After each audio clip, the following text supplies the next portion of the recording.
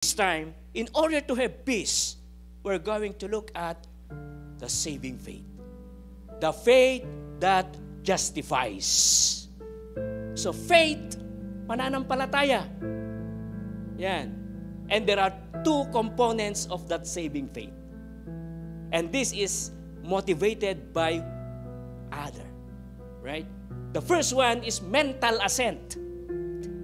Remember, saving faith have two components. The first one is mental assent. Or in other words, sa Tagalog, paniniwala. So iba yung pananampalataya, iba yung paniniwala. So yung paniniwala, the judgment of the intellect that the basic doctrines of the Bible, especially the birth, the life, the death, and the resurrection and the ascension of the Lord Jesus Christ are true. Do you believe that, mga kapatid? Do you believe that Jesus was born in this world? Amen ho ba?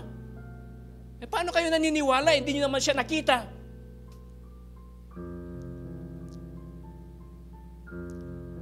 Diba? Bakit tayo maniniwala? Foreigner siya. Dapat ang Kristo, Pilipino. Sabi nung taga Mindanao, hindi ba? Diba? Paano tayo maniniwala? Diba? Di naman natin nakita si Lord. Bakit ang Diyos natin na isang foreigner? So, this is the mental assent, the intellect that the basic doctrines of the Bible is really true, mga kapatid. Totoo. And this includes the intellect. Our ability to think and reason. And such judgments in this component ay merong kaakibat na evidence. There should be a concrete evidence that Juan de Puca discovered Vancouver Island, that Magellan discovered the Philippines. And we believe the birth, the life, the death, the resurrection, and the ascension of the Lord Jesus Christ because historical record shows it. Even outside the Bible, right? Archaeological findings, it states that Jesus came to earth. And that's the first component of pananampalataya, or what we call saving faith. Mental assent, paniniwala, belief. This involves the mind. Reason involves evidence. Right? But there are second, if you flip the coin, the other side of the coin, right? Ay meron, second component ng faith ay itong pagtitiwala or trust. Di ba? So hindi lang kompleto na mental assent, ang paniniwala, ang pananampalataya. Kailangan din itong may tiwala sa Panginoon. The will's decision to surrender one's life, oneself, and everything in the power of our Lord Jesus Christ. Trust. Kaya, beware whom you trust. Mga kapatid, di ba? Do not put your trust on men. Put your trust on God. That's what the Old Testament says. Di ba? Because human beings, we are all weak. Right? We cannot even fulfill some of the promises we made to our small children. We miss sometimes. Right? And that's the complete definition of saving faith. Right? Kailangan kang may tiwala sa Panginoong Jesus. And this is the peace that the Apostle Peter is talking about, mga kapatid. This peace is provided by God and it is a gift of God. And it comes only to those who are in Christ.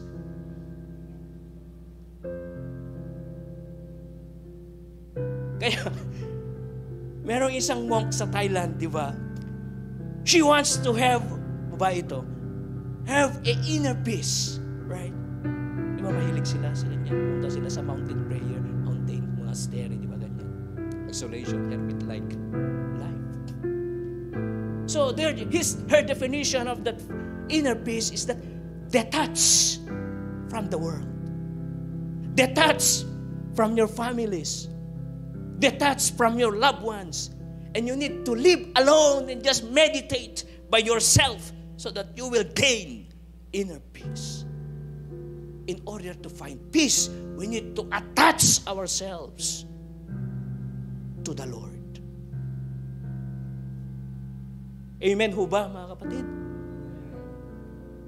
Kaya, tayo mga Kristiyano, pwede tayong magkaroon ng kapayapaan. Sapagkat ang Lord ang nagsabi, hindi ho ba, that I will give you peace. We should just cling into His hands. Mga kapatid. Diba? So, when I studied the grace, right? Well, the Apostle Paul actually is my favorite pertains to the grace, right? Because it's very good in presenting grace. But, well, grace is the source. We are saved by grace through faith. Don't interchange it, right? It pertains with grace, I love the Apostle Paul. But pertains with faith, I love the Apostle Peter. Because he has a first-hand, prima facie experience in dealing with the Lord, Jesus Christ. Right? And there is one, stories there.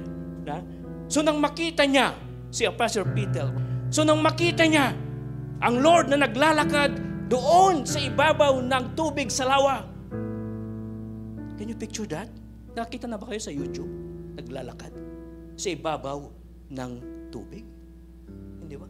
So nang makita ni Pedro, right? When Peter saw Jesus walking on the water, on the surface of the water, sabi niya, Lord, gusto kong pumunta dyan. Parang, si Apostle Peter is very, energetic. At, alam mo si Peter, parang yung parang tatay, biglang decision. Di ba? Itong gusto ko ganon, di ba? Pang pinag-iisip, ganon. Well, ganon kami, di ba? Dapat mag-adjust kayo, mga Wi-Fi, mga kapatid. Di ba? So, naglalakad si the Lord, and sabi niya, gusto ko rin pumunta dyan, Lord. Gusto kong maranasan na makalakad sa ibabaw ng tubig. Sabi naman ng Lord, talaga ha? Gusto mong lumakad ha sa ibabaw ng tubig? Sige, halika! Sabi naman si Peter, sige, susubukan ko. Di ba? So inihakbang niya ang kanyang isang paa sa ibabaw ng tubig sa lawa. Habang siya ay nakatingin sa Panginoon, hindi siya lumubog. Inihakbang niya ang pangalawang paa sa tubig, hindi siya lumubog sapagkat tumitingin siya kay Lord. This time, inalis niya ang kanyang paa sa bangka at unti-unti na siyang naglalakad doon sa lawa, mga kapatid. Habang siya ay nakatingin kay Lord, hindi siya lumubog, mga kapatid.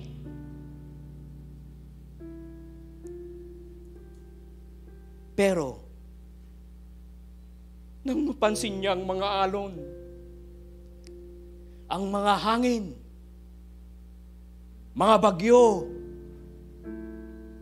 mga problema ng buhay, mga pandemic ng buhay, ibinaling niya ang kanyang paningin doon sa kanyang kapaligiran. At nang ibaling niya na wala lang kanyang focus sa Lord, unti-unti na siyang lumubog, mga kapatid. Unti-unti na siyang lumubog. At hindi natin alam, nang hindi natin patuloy na pananampalataya sa Panginoon, ay yun ang ating pag-unti-unti paglubog sa ating mga buhay. At nang lumubog na siya, at nang siya ay lumubog, sabi niya, Lord, save me! Tulungan mo naman ako, Lord! Lumulubog na ako, tulungan mo ako! At ang Lord naman, sapagkat He is our Savior, right? He extended His hand, kanyang kamay. Iniahon siya sa tubig at sinabi sa kanya, bakit ka nagdududa? Bakit ka natakot? Nakahakbang ka na ng ilang hakbang papunta sa akin. Bakit mo ibinaling ang iyong paningin sa kapaligiran, sa problema ng buhay? Pwede ka nang lumakad papunta sa akin. Sabi ng Lord, mga kapatid, natakot ka pa. Nagduda ka sa akin. See the component of saving faith in Peter's life. Peter confessed that he had mental assent because he saw the Lord. But where is the trust? The second component of saving. Maging tayo, mga kapatid, na tumanggap sa Panginoon. Ilang taon na tayong tumanggap sa Panginoon.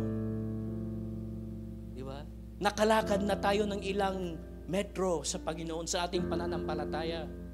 Nakalakad na tayo ng kilo-kilometro, milya-milya sa ating pananampalataya sa ating Panginoong Jesus, mga kapatid. At yun ay napatunayan niya. Napatunayan na ng Panginoon ang kanyang pag-ibig sa atin. Ang kanyang kabutihan sa atin. Napatunayan na ng Panginoon. Ngayon pa, na malapit na tayong kunin ni Lord.